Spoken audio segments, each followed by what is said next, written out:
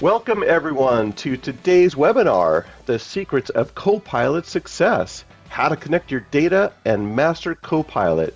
I'm going to be here today with Richard Swaisgood, our Director of Microsoft Professional Services, and I'm Jeff Lizerbaum, a Pre-Sales Solutions Architect here at Managed We're going to have a day chock full of information about how to master Copilot.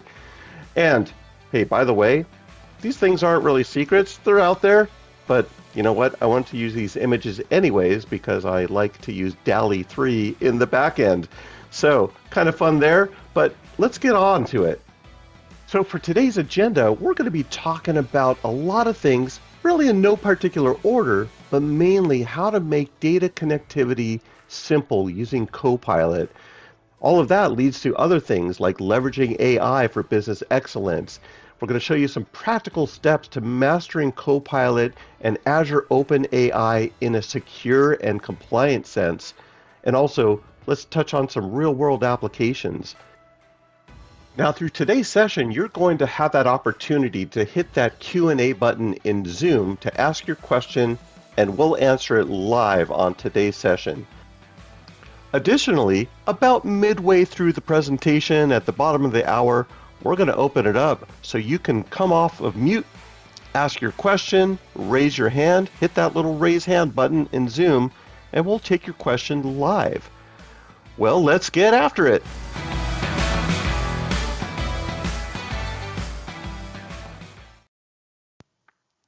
I think a good place to start is by going to copilot.microsoft.com, and hey, let's ask Copilot itself what its secrets are.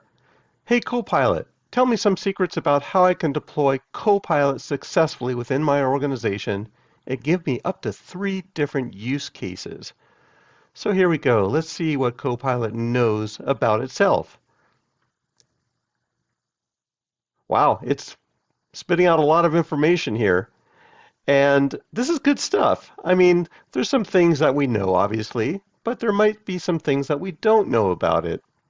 What I really like about how it responded here was that it put it in different categories of Copilot 365, Copilot Studio, and these are things that we're actually going to get into. I'm now putting it into a PDF document so I can save it for later and I can reference some of these secrets. But I encourage you, go to copilot.microsoft.com, ask it what its secrets are.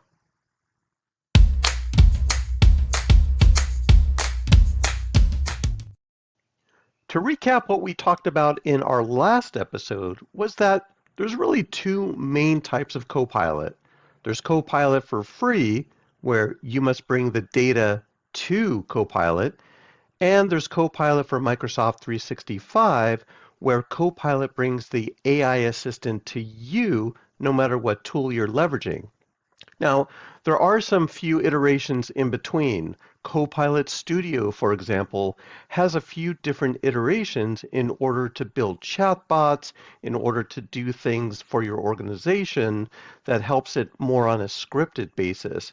But essentially, these are the 2 main versions here. As we go deeper into Copilot for 365, what we're really talking about is the entire environment of what it has access to.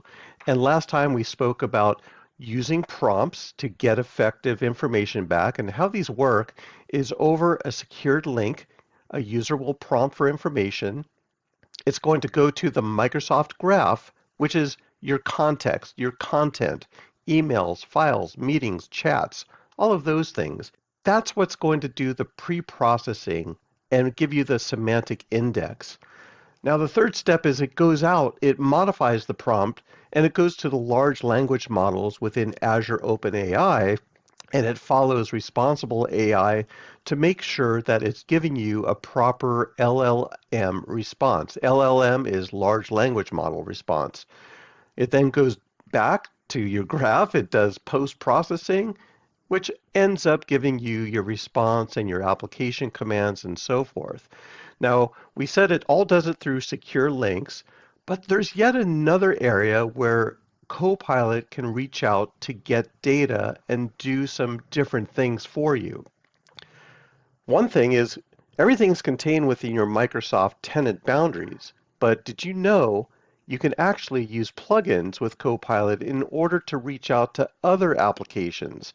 So for example, Jira, ConnectWise, Dynamics, these are examples of applications where Copilot can connect to give you further functionality, further prompting, and further responses in application commands. So there's a lot of capabilities with that. If you think about it, essentially Copilot is twofold. It goes out and uses that semantic index for Copilot, which brings in either external data to your graph connector or your graph connector to your Copilot existence. But you can also use plugins, which gives and takes from external data from your application plugin into Copilot as well. So you can see that there's two clear paths where you can connect into Copilot. So I was wondering, Richard, can you show us from the Copilot Admin Studio where these plugins live? Yeah, sure. Once we get to the point where you've set up some Microsoft 365 Copilot licenses, you may notice that there's a little Copilot icon here. This is, in essence, the Copilot Admin Center. And from here, you get access to various bits and pieces. So it tells you how many different licenses, whether or not they're assigned, and it allows you to configure some features, right? So for example, the feature that I was referring to earlier is plugins. So there is some plugins. So this is one of the ways that you could potentially extend Copilot going forward, is the ability to be able to add plugins from organizations such as Salesforce, ConnectWise, that sort of thing. And even though we don't have access to it right now because it is currently a private preview, you be able to extend various services. So you can ask your Microsoft 365 Copilot questions related to your Salesforce or your ConnectWise. You can't see them in here again because it's not a preview, but you can go in and sort of control who has access to them. If you want to see an example of some of these, you can go into the Teams Admin Center, and the Teams Admin Center has some of the upcoming Copilot you might potentially actually see. Right now, I think if I filter, it's not going to show too many of the Copilot ready ones. Oh, some of them are. Always changing. There you go. So Yes. you can see. Yeah, because it's actually supposed to say. So you can see, you can connect to some of these. Is there Salesforce one? No, not yet. But I do know that's upcoming. So you can see some of the plugins that you can use. Now, how does a plugin actually work? It depends. So if it's from Outlook or from Teams, right now plugins only work within the two.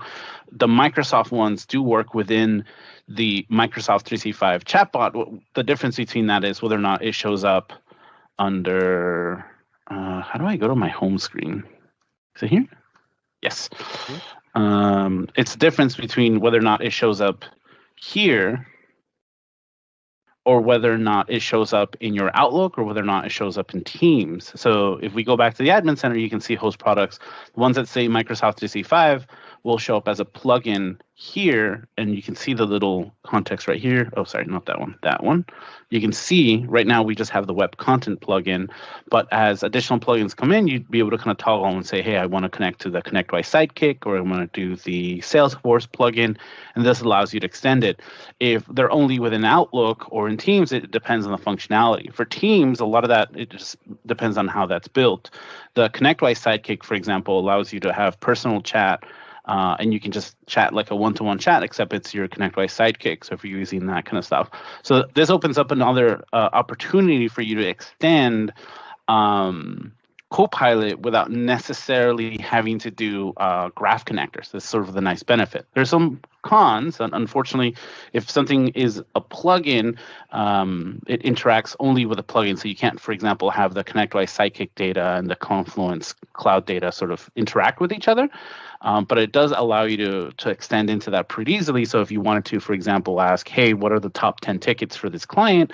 You can use a ConnectWise Sidekick, and it'll come back and give you the top 10 tickets. So it's kind of a neat thing, and you'll see a lot of organizations start publishing more and more plugins to extend that. So you don't necessarily have to go in and do a complex graph connector integration or anything like that. You can just go in, find Salesforce, and add the plugin, and you'll be able to extend your Microsoft 365 Copilot that way.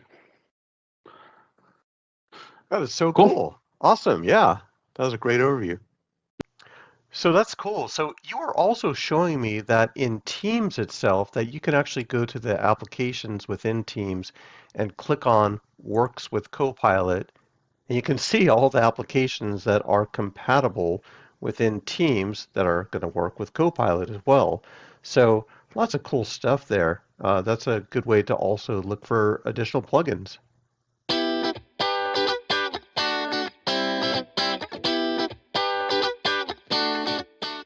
All right, well, thanks, Richard, for the overview. And now that we know how plugins interact with Copilot, there's actually an underlying secret that we should all be aware about, and this is how to practice AI responsibly.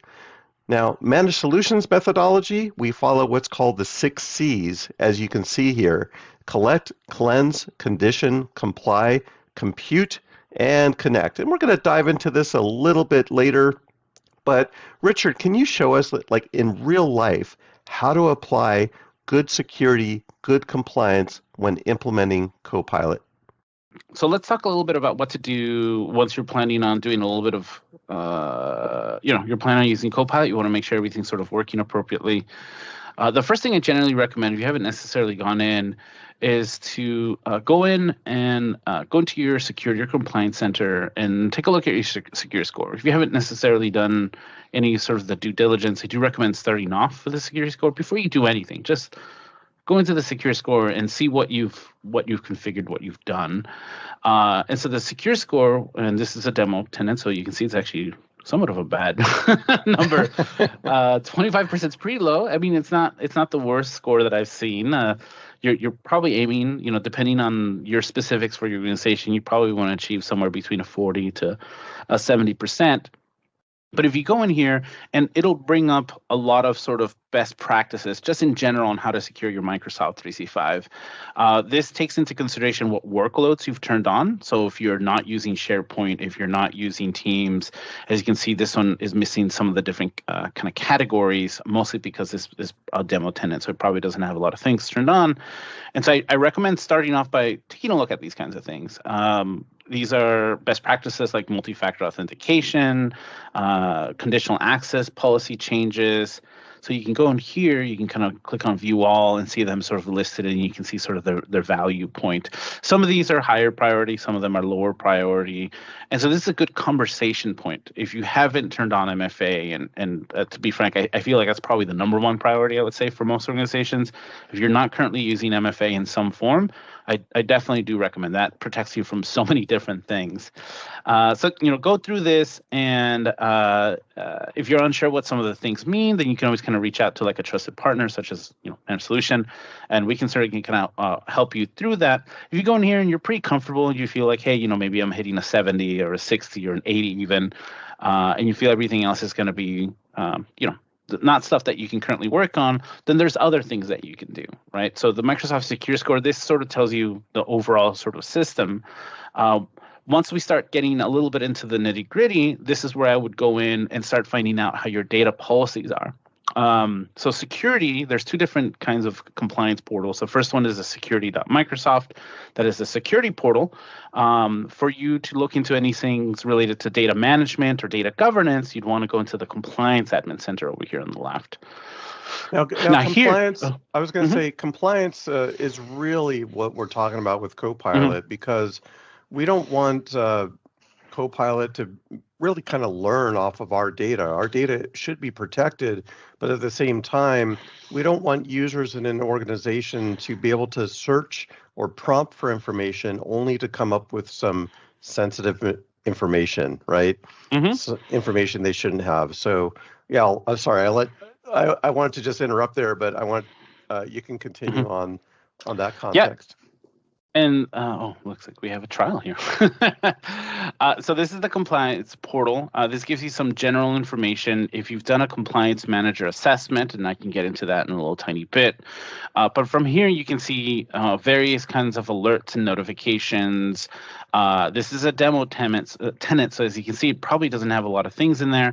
The first thing I would generally recommend, if your license supports it, is to take a look at what data classification is enabled within your environment, and then finding out what kind of content is in your environment. So by default, every single Microsoft 365 tenant has various kinds of classifiers depending on your license. So if you're maybe an Exchange-only organization, if you're just a SharePoint-only organization, you may not see this, but if you have one of the Office suite licenses, definitely if you have an Office 365E5, you'll see this in here. And you'll see various different kinds of training classifiers and sensitive information types. So credit card information, all sorts of kind of different things. So this is already within your environment if you have the appropriate license. And from here, you can go in and find out, okay, well, I'm interested. What do you mean credit cards? We're not supposed to be storing credit cards in Office 365, right? That's a pretty common request that a lot of our organizations get. So if you open this up, you'll see the information about credit card number information, and it'll tell you how many times it's matched. When you get here the first time, make sure that this finishes loading. By default, it'll always show 0, and then all of a sudden it'll give you the actual number. But from here, you would be able to see how many credit card numbers were found within your environment. A lot of organizations have been surprised when they go in here. They'll be like, what do you mean there's a lot of credit card information? And then they find that there's some sort of process that their organization has been following that maybe IT wasn't aware of. You can actually click into things if we had actually found some items. In this case, this is a demo tenant, so we don't have anything. But from here, you see it'll actually be broken down based on the location. So how much is in Exchange, how much is in Microsoft Teams, how much is in SharePoint, and oh, well, you did find some stuff. There you go. I had a question, Mm-hmm. and this is a question from one of our viewers. But how long does it take for, let's say I just created a document that has credit card data in it. How long is it going to take before it actually shows up and is kind of searchable from this content? It needs to be indexed by SharePoint, and so that can be anywhere from an hour to 24 hours, give or take. It depends on the type of indexing. The sensitive information indexing it's significantly faster than the training classifier. The training classifier can take a day or two. But yeah, if you upload a document, you might potentially be able to see that within an hour. If you have policy tips, if you have any of those kinds of things that notify you of that kind of stuff within SharePoint, within an hour, you'll notice it if it has a credit card information and pop in that policy tip. For the training classifiers, the difference between a sensitive information type and a training classifier, sensitive info is just the content, if that makes any sense, while training classifiers deal a little bit more with the actual format of the document. So you'll notice that this is less about what sensitive information is in there, but the format of the document. So this is customer file, something that looks like it's a customer file information. If it's a banknote, if it's human resources, employee pension records. So it looks a little bit more of the document format. And so it's not just a search term. It looks at the whole document itself. So in a lot of ways, these are significantly more powerful than sensitive terms. And you can use a combination of both. So for example, you're trying to find any employee insurance files that have credit card information, you can actually kind of combine them. So I definitely recommend going in here and just kind of exploring what kind of stuff you have in your environment, what is sensitive. If you maybe have something that is sensitive that isn't in here, you can always go in and add your own training classifier and your own sensitive information so you can kind of find that. So if you're a federal entity and you are maybe looking for stuff that has your specific federal contract information, you can add a sensitive information type in here and it'll look for that, so you can start going through that and exploring how your users are actually leveraging all that information. And it's also super useful when you're starting to use labels and all these other random things. So that's a data classification. That, like I said, that just looks at sensitive information type. Let's say now that you have discovered that there's quite a bit of credit card information, right? So how do we then go through and double check? Depending on where that data is, you'd want to control how it gets out to various different users, and there's various different kind of controls that you can do there. The most common one is data loss prevention. Data loss prevention, these are policies that allow you to prevent access of sharing of certain kinds of content. So you can see this is a demo environment, so it looks like it has some pre-made DLP policies, and this can work internal, external, in whatever direction. So if you have maybe a sub-organization that's working on something sensitive, and you want to make sure that they're not sharing it out to other people, this is how these would work. And they work very simply. You basically go in, you specify, I'll just see if I can There's some pre-made templates. You don't have to get into the super detail, but I just wanted to kind of explain a little bit of what a DLP policy, how it works. Specify where it's targeting. So this covers email, SharePoint, OneDrive, Teams chat, even on-premise, file servers, Power BI. Basically, this is covering your Microsoft Graph data, right? Yeah, it's covering everything that you can think of just about. Even stuff that's not even in a graph, because you can extend this to file servers now. And you basically create basic rules that are sort of like if you find something, either the sensitive information types or the training classifiers, and let's say let's do a pretty common one. If you find something that has credit card information, and then here we go. So you can see you can get rather complex. I don't know why it wasn't letting me do an and, but you can see different kinds of sensitive information. It contains both, in essence, you need something that needs a social security number, and it includes business healthcare insurance files, medical forms, and it's being shared externally, and it controls the actions. In this case, it's just sending a notification to the end user to be like, hey, are you sure you want to be sending this? I'm going to just pause here and just let everyone know. I mean, this is a big secret that everyone should know about Copilot, because if you don't really think about this, setting up these rules, setting up policies, Copilot and starting, to deploy it, it could create some auditing issues. And so this is so important to think about when when you're trying to protect your data. Protect your data first. We're going to go over those 6 C's at the end of our presentation here, just to make sure everyone's aware of everything that needs to go into this. But what Richard's showing here, it gets pretty granular, but at the same time, it's very crucial to set these up and be aware of them. Yeah, and data loss policies are often mostly for external communication, but it can also be used to prevent oversharing. And that's probably going to be a word that you're going to be hearing a lot with Copilot, oversharing. Am I oversharing with external organizations? Am I oversharing within my internal users? So this DLP policy, instead of being for external users, we could potentially replace it and have it sent to add a condition that the sender is either a specific user or a specific department, and the recipient is another department. So this might potentially be a situation where you have 2 different organizations that you don't necessarily want them to talk, like some of our utilities organization, the generators and the resellers generally have a contractual and fiduciary agreement to not necessarily be able to collaborate with each other. And so you have to create sort of those kind of DLP rules. That's one way of accomplishing that. And so if you are concerned that users might be sharing to organizations or people within your organization, keep in mind DLP policies are not just external. They can also be used to target users internally.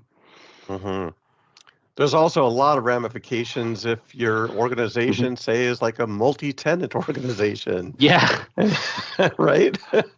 Yeah. And as a reminder, Copilot generally uses anything that the user has view access. And if you've ever used SharePoint before, you'll realize how quickly it is for you, or how easy it is for you to give someone view access to your documents. It's sort of just built into the name.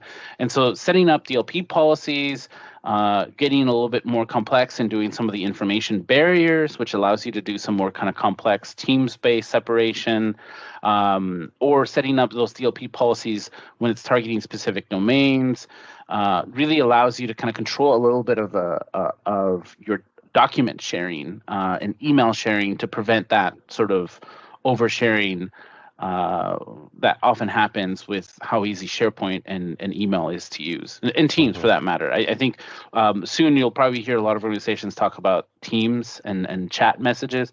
If you are currently using Teams to chat with other organizations, that's another potential sort of data exfiltration. Perfect. Wow. Cool. Hey, I wanted to cover one more topic and then we'll wrap it up. Sure.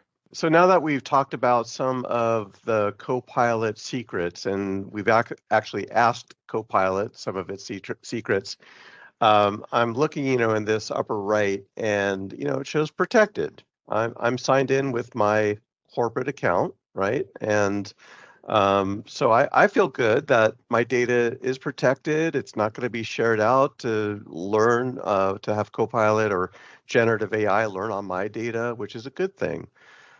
But this was coming from one of our customers, Sean, and he brought up a really good point. How are we to protect ourselves in case someone logs in with a consumer account and uses Copilot from there within the organization?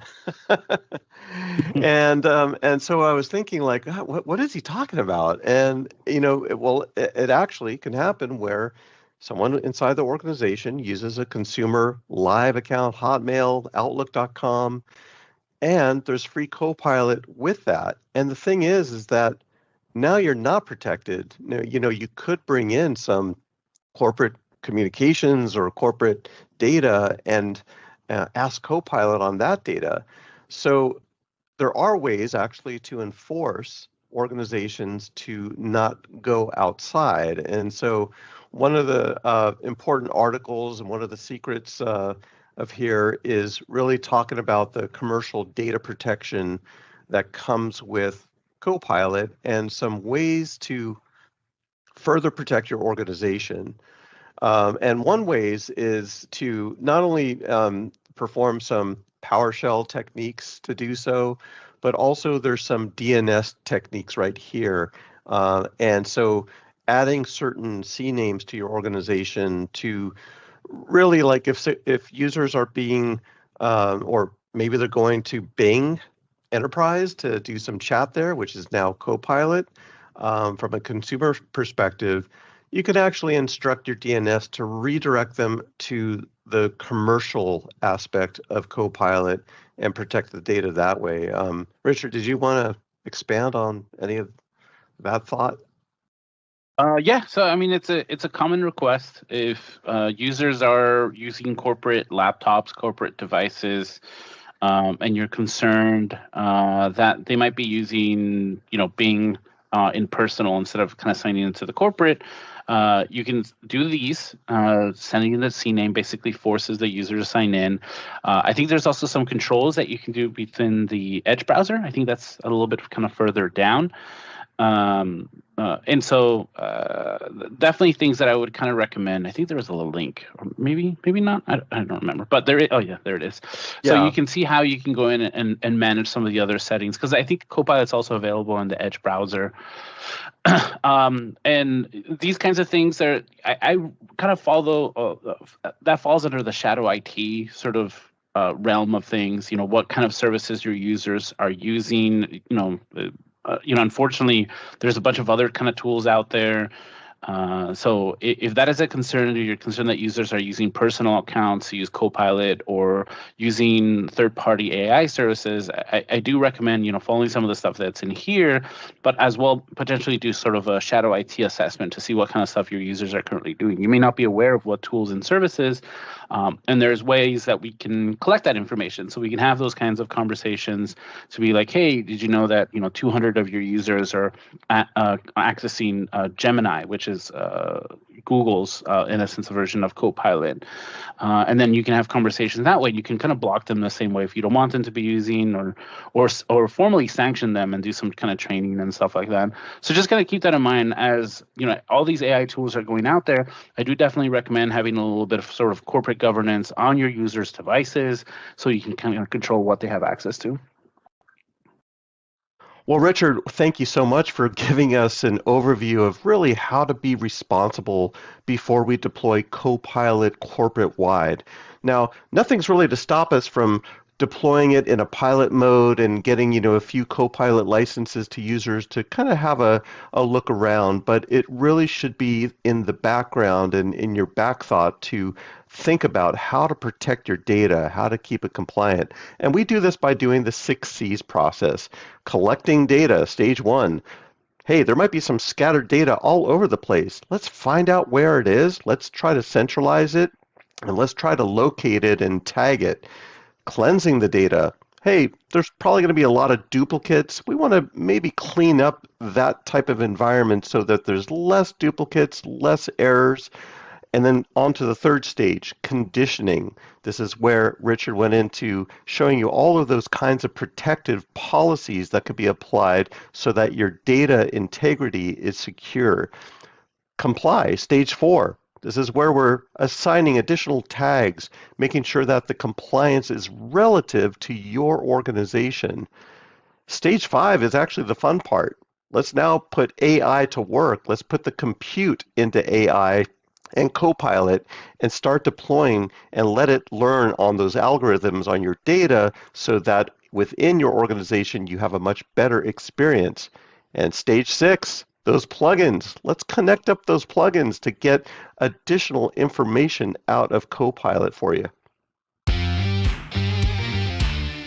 Well, we've reached the point of the webinar where we're going to open it up for questions from you. So go ahead if you want to hit the Q&A button, or if you want to raise your hand, we'll bring you off of mute so you can ask your question live, and Richard and I will be happy to answer. At the same time, I want to remind you that we do have a questionnaire online, and if you want to find out more about how you can get into your Copilot journey, fill out the questionnaire and we can schedule a one-on-one session with you to find out your goals and objectives. But for now, let's go ahead and answer some questions.